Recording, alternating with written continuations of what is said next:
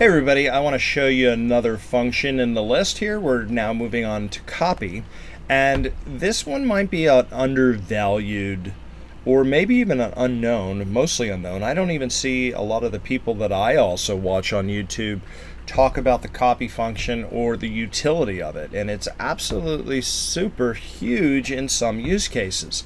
So let's show you and let's get into this and see how we can do this. So let's go over to this lorem ipsum generator, or try to anyway, assuming that I can get there. There we go. Alright, so here's some lorem ipsum text, and let's see here, there's 5, whatever. We'll copy this off. That's all I really wanted to do. And again, the documentation is down over here. That'll take you over to the copy function, blah, blah, blah, blah, and you can download this. Links in the description below. And so one of the things I want to do is a couple of use cases here. So let's do a label, and let's make this big. Instead of aligning it middle, let's align it top so it's normal. And we'll come in here and let's make it background color yellow so it pops out annoyingly so. And then in the text, we'll paste in the lorem ipsum stuff. Okay, now let's insert a text input. This will help illustrate this as well. Instead of single line, let's do multi-line. Let's make this like this. And then finally, let's insert a button. Matter of fact, I've never tried this technique, so I'm going to give it a shot, and we'll do it together, and we'll either learn that I fell on my face, maybe you shouldn't do it. Otherwise, it could work, and we'll see what's happening. I thought it was an interesting concept, so I'll share that with you, what I just had stuck in my crazy head here. All right, so there's a border around this. I don't want to set the background color. So quite simply, all we're looking at is the copy command. And if we look at the syntax, it's copy and then the text required to the clipboard. So this is pretty interesting. Let's do this. Let's get this text from the last video. Let's come over here. Yeah, we'll leave it like this for right now. All right, we'll get off of that. We'll come back over to Power App. Let's come over here on the label 1. There should be an event handler called onSelect, and it is, okay? So what this means is when I click or when I press that box, that label box, it's going to run this command that I have on the onSelect. In this case, I want to use the copy command. So here's copy. Self. Okay, so for those of you that are not used to this, let's talk about this a moment. I believe I put it in the operators video, maybe weaved it in a couple different places. Anyway, anywhere I can interject this, I'll do it, and I'll go off on a little tangent for those of you that are just coming in to maybe say one video and you've not watched the series. This record, this item, and self kind of refer to in context to what it is that we're dealing with. So when I'm saying copy self, what I'm talking about is the label. Self in this context is the label 1 object, which is just a label. And so I'm saying copy self dot, and then when I go dot, essentially what I'm doing is I'm getting this enumerated list, or this list, to use more plain English, in here. So self dot gives me access to this list. And so I can copy the value for any of these key value type pairs. In this case, I want the text. So when I do that, let me just type some stuff, and I'm copying, and I'll paste. Control V, enter, Control V, enter. So you can see that there's nothing, dagnabbit, what did I just hit? So that you can see that there's nothing on my clipboard except this garbly goop junk, okay? So I'm clicking on everything wrong today.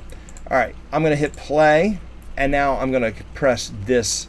You're not seeing anything, but I'm going to come over here and Control V. And now you can see, let's see, view, word wrap. Okay, so you can see that it truly did copy that text off. Another thing as a hint that would be helpful, and this is how I use it. So I usually combine, now we've not seen this function yet, so don't freak out. We're going to talk about this in another video. But if we use the notify function, quite simply, you use notify, you put double quotes, and then you put the message. I think that's how you spell that. And we'll do success, notification type success. So the second parameter says what type is it. All that does is format the background. So if you watch the previous video, you're going to see this notification type in contrast to what you saw inside of the model driven app. So let's go ahead once again and let's press play. And now when I click that, you see I get this big honking green type, much bolder in your face. So this notification is so much better than the other one, in my opinion, or at least that's what I'm used to. Okay, so that notification hung out for about 3 seconds and then disappeared, because that's what it does. And by the way, you can add a third parameter to your notification item, which basically says the timeout. So if I wanted it to last 5 seconds, everything's in milliseconds, 1,000 milliseconds in 1 second. So 5,000 milliseconds is 5 seconds. And then this would last 5 seconds, and then it would go away and time out on its own. All right, so I've turned this, unfortunately, into a notify pop-up. Maybe I'll just change this from, as a matter of fact, I didn't even change the label. Let's do that now. Copy and notify function. Okay, so we'll cover those two those two functions in this, so I don't have to do a separate stand-on video for that one. Seemed like a good place to do it. Okay, so I can take this entire text and I can copy this over to this function as well. And let's do, where are we at? On change, on select. I don't want to do it on change. Let's do it on select. And we'll do the same here. Let's get rid of this false. And instead of doing success, let's do warning, so that we know that we've got a different, you know, we're copying from a different item. Okay, so this should work as well. And let's do this and click. See, now we have a yellow box. If we click over here, we get a green box. Click over here, we get a yellow box. In any event, still on my clipboard is the text that's inside of there. Okay, so this was the idea that I had. So let's go to Lorem Ipsum and let's do 1, generate. A little bit different text. Actually, let's come over here. Generate me some random text, 5 sentences long. If you guys have not used Poe, it's an AI that's free, and so I like using it because it does all kinds of really cool stuff. It helps me with outlines, helps me create content. I use it more in a generative capacity, but in any event, I'm just using it here to generate me some text so that I can change out this text with what I had, so that we know that it's, let's try this again. Copy message. And by the way, even in the design, it seems to copy. What in the God's green earth is going on? Let's try this again. Copy the message. Delete this out. Okay, I've got text on the clipboard. I don't know what the heck is going on over here. I'm about to lose my mind. Let me go here to text. Or maybe it's just default. That's what it is. And let's get rid of this. Let's paste 2 double quotes. There we go. Finally got all of that. And there's a problem over here. We've got quotes within quotes. I should have escaped it. Anyway, so that's good enough. I've got some different looking text. So let's do Alt. Hold the Alt key down, and I'm going to push the yellow button here. That way I get a different set of text on my clipboard. Okay, so that's good. I'm back to the Lorem Ipsum. All right, here's what my thought was. And normally you can't do this, so I'm very interested to see what's going to be here. So let's just change this. We'll call this TXT testing. Okay, so that should be on my clipboard. And we'll do copy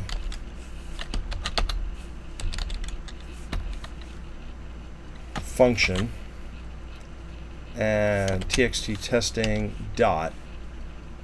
Now, interestingly, it's giving me a text item, but it had a default property, and I don't see that default property, but it has a text property. So I'm not sure what's going to happen, but we'll give it a shot. And let's do notify worked, or better yet, I'll just say fired. We'll do notification type. Let's do error. Notification, that way we get a red item this time. And we'll do, I don't know, 1-2 seconds. All right. Not sure if this is going to work at all. So press the button, I get the error, it says fired. Now, remember, I had the name of the label or the name of the input on my clipboard.